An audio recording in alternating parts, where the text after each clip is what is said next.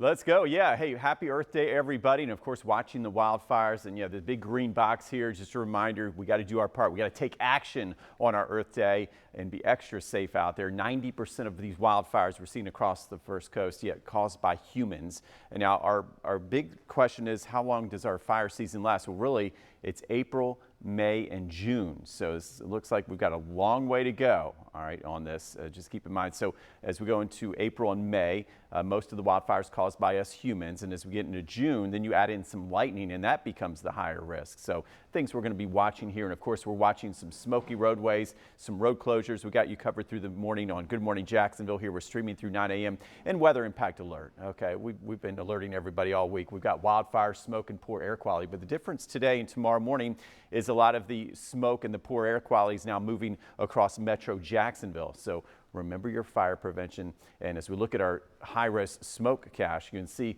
a lot of the thickest smoke this morning across southeast Georgia. There could be some very tough driving. That does include along I-10, out toward areas of Keystone Heights.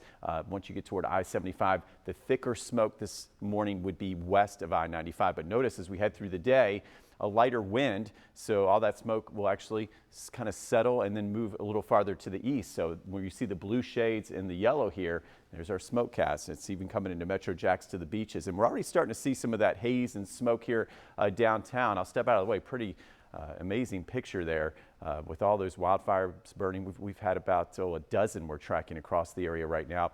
65 degrees this morning. Now for firefighters today, there is some better news. We've got a little bit of a more reasonable wind, a lighter wind that'll help efforts out of the east at about 10 to 15 miles per hour.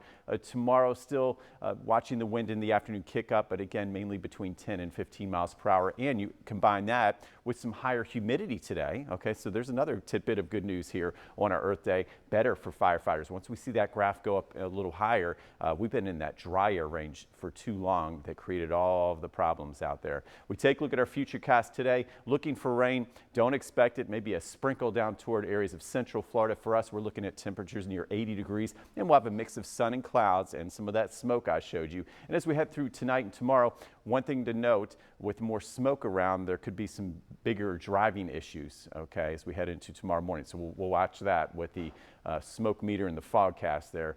Temperatures starting near 60, and then during the day tomorrow, we'll see temperatures slowly moderate, low to mid 80s, and maybe a brief shower, but nothing that will really help our drought conditions out there. In fact, let's look for that rain in that long range. We got Wednesday, Thursday, Friday, Saturday, Sunday. Better news is we're starting to see at least some green, taking some baby steps here.